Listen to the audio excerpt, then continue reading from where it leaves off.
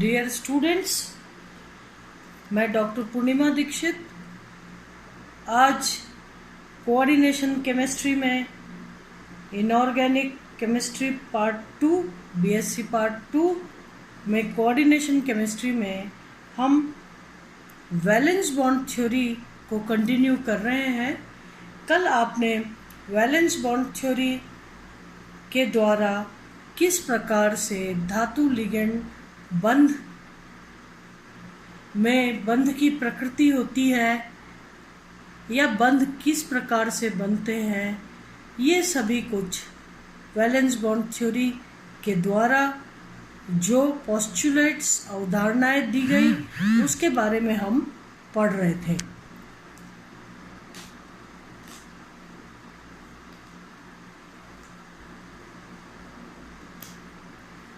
आज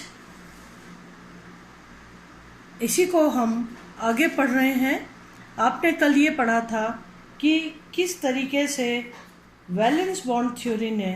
बताया कि जब भी धातु लिगेंड बंध बनते हैं तो निम्न नियमों का पालन करते हैं, जिसमें आपने पढ़ा था कि किस तरीके से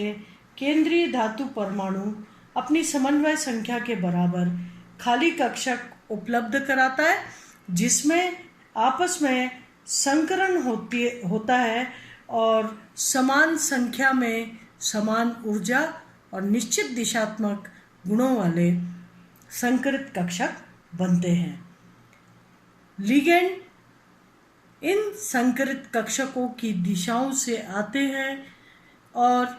लोन पेयर ऑफ इलेक्ट्रॉन दे करके एक एक सिग्मा बंध बनाते हैं। जो प्रॉब्लम सिडविक की थ्योरी में थी कि क्यों नहीं इतने सारे लिगेंड से इलेक्ट्रॉन लेने के बाद धातु आयन विद्युत ऋणी हो जाती है, उसका उत्तर पाउलिंग ने दो तरीके से दिया। उन्होंने पहला सिद्धांत दिया इस चीज़ को समझाने के लिए, विद्युत उदासीनता सिद्धांत, और दूसरा दिया पश्चबंधन सिद्धांत, जिसको कि हमने कल पढ़ा था। विद्युत उदासीनता सिद्धांत में आपने पढ़ा था किस तरीके से लिगेंड के द्वारा दिए गए 12 इलेक्ट्रॉन्स में से जो विद्युत ऋणता धातु आयन पर उत्पन्न होती है, उसमें से काफ़ी हद तक तो धातु आयन की ऑक्सीकरण अवस्था या जो प्लस वैलेंसी होती है उसके द्वारा उदासीन हो जाती है। बचा हुआ ऋणावेश जो है अति ऋणात्मकता वाले ऑक्सीजन पर फैल जाता है और इस तरीके से धातु आयन या तो उदासीन होती है या कुछ धनावेशित। FeH2O6 के केस में आपने पढ़ा था कि चूंकि Fe पर +2 चार्ज जो है कम धनावेश है, इसलिए इलेक्ट्रॉन्स को कम अपनी तरफ अट्रैक्ट करता है और जो फॉर्मल चार्ज धातु आयन पे या आयरन पे डेवलप होता है वो कुछ तो +2 वैलेंसी से या ऑक्सीकरण अवस्था से उदासीन हो जाता है और बचा हुआ जो है वो इस ऑक्सीजन के ऊपर फैल जाता है। इस तरीके से +3 अवस्था में और +2 अवस्था में आयरन H2O6 के जो संकुल हैं वो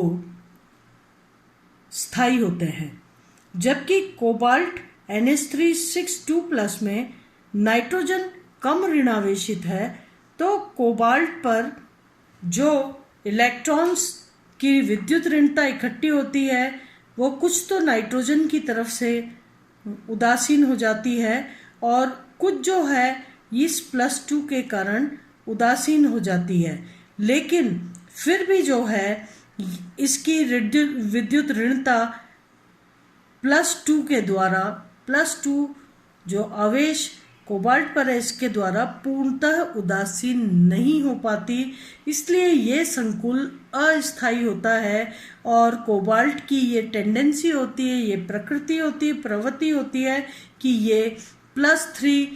कोबाल्ट +3 आयन में चेंज हो जाए। यही कारण है कोबाल्ट NH3 6 2+ अस्थायी यौगिक होता है और कोबाल्ट की टेंडेंसी होती है, प्रकृति होती है या प्रवृत्ति होती है कि कोबाल्ट +3 में बदल जाए। दूसरा, पश्चबंधन सिद्धांत के द्वारा पॉलिंग ने जो इलेक्ट्रॉन की विद्युत ऋणता धातु आयन पे उत्पन्न होती है वो कैसे उदासीन हो जाती है और धातु आयन कुछ धनात्मक आवेश होता है उस पर, इसको समझाने के लिए पश्चबंधन द्वारा समझाया। पॉलिंग ने कहा कि लिगेंड जो है ये संकरित धातु आयन के संकरित कक्षकों में लोन पेयर ऑफ इलेक्ट्रॉन दे करके सिग्मा बंध बनाते हैं और लिगेंड जो है इन पर उपस्थित डी कक्षक जो कि रिक्त होते हैं उनमें धातु आयन के जो भरे हुए डी कक्षक होते हैं जो कि DXY, DYZ, DXZ होते हैं,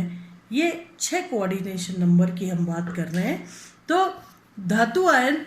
के ऊपर जो बहुत सारा ऋणावेश उत्पन्न होता है वो लिगेंड के रिक्त डी कक्षक या फिर एंटी बॉन्डिंग मॉलिक्यूलर ऑर्बिटल विपरीत बंधी आणविक कक्षकों में धातु आयन के DXY, DYZ, DXZ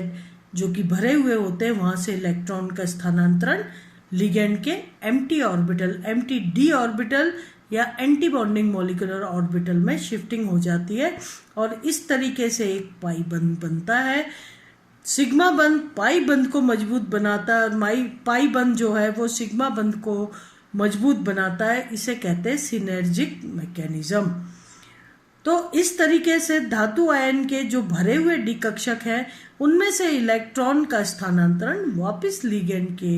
या तो रिक्त डी कक्षक हो या फिर एंटी बॉन्डिंग मॉलिक्यूलर ऑर्बिटल में शिफ्टिंग हो जाती है, स्थानांतरण हो जाता है और इस तरीके से धातु आयन के ऊपर या तो धातु आयन उदासीन होती है या कुछ हल्का धनावेश धातु आयन के ऊपर आ जाता है। ये हमने कल पढ़ा था, कल के आपके लेक्चर में था। अब आज इसके आगे हम पढ़ रहे हैं चक्रण युग्मित व चक्रण मुक्त संकुल। तो संकुल यौगिक बनते समय धातु परमाणु या आयन के कौन से कक्षक भाग ले रहे हैं, इस आधार पर संकुल यौगिकों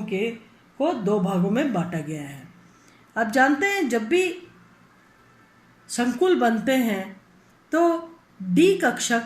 भाग लेते हैं। अलग अलग डी कक्षकों के भाग लेने से अलग अलग ज्यामितियां बनती हैं। n-1 डी कक्षक यानी जो प्रिंसिपल क्वांटम नंबर है उसके अंदर का जो डी कक्षक है यदि वो भाग ले रहा है तो क्या नाम होगा, और यदि बाह्य कक्षक यानी आप देखिए n-1 डी 1 से लेके 10 तक और ns2 ये कॉन्फ़िगरेशन होता है। n-1 डी कक्षक भाग लेते हैं संकुल बनाने में और डी में 1, 2, 3, 4 से लेके 10 तक के इलेक्ट्रॉन आते हैं और वहाँ तक जब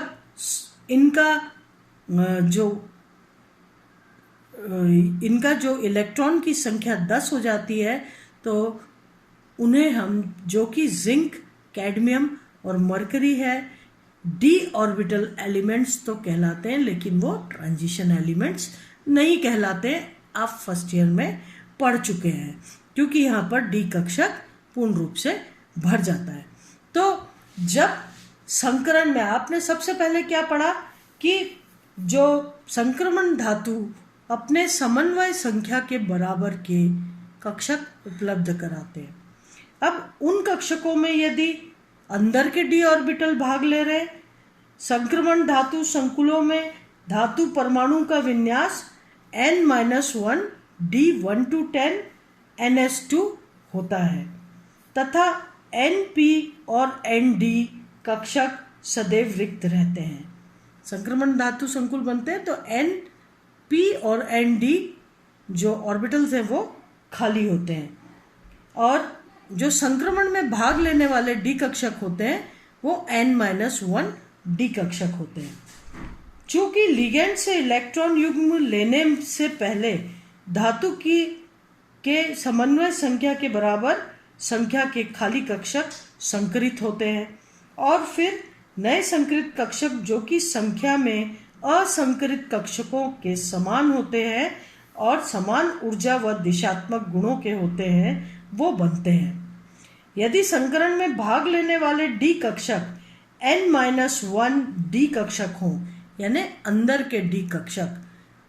n डी कक्षक न होके n-1 डी कक्षक हो, तो जो भी कक्षक बनेगा, अगर n-1 डी कक्षक संकरण में भाग ले रहे हैं तो आंतरिक कक्षक संकुल इनर ऑर्बिटल कॉम्प्लेक्स बनेगा। इसके लिए अगर सपोज 6 कोऑर्डिनेटेड कॉम्प्लेक्स हैं, 6 समन्वय संख्या के कॉम्प्लेक्स हैं और आंतरिक कक्षक संकुल बन रहे हैं, तो अंदर के डी ऑर्बिटल में इलेक्ट्रॉन्स का युग्मन होगा और इस प्रकार से अगर 6 अष्टफलकीय संकुल बन रहे हैं तो 2 डी कक्षक अंदर के कौन से dx²y² एंड dz², जिनकी की पालियां अक्ष पर केंद्रित हैं, वो दोनों अष्टफलकीय संकुल बनने में भाग लेंगे। और आंतरिक कक्षक तो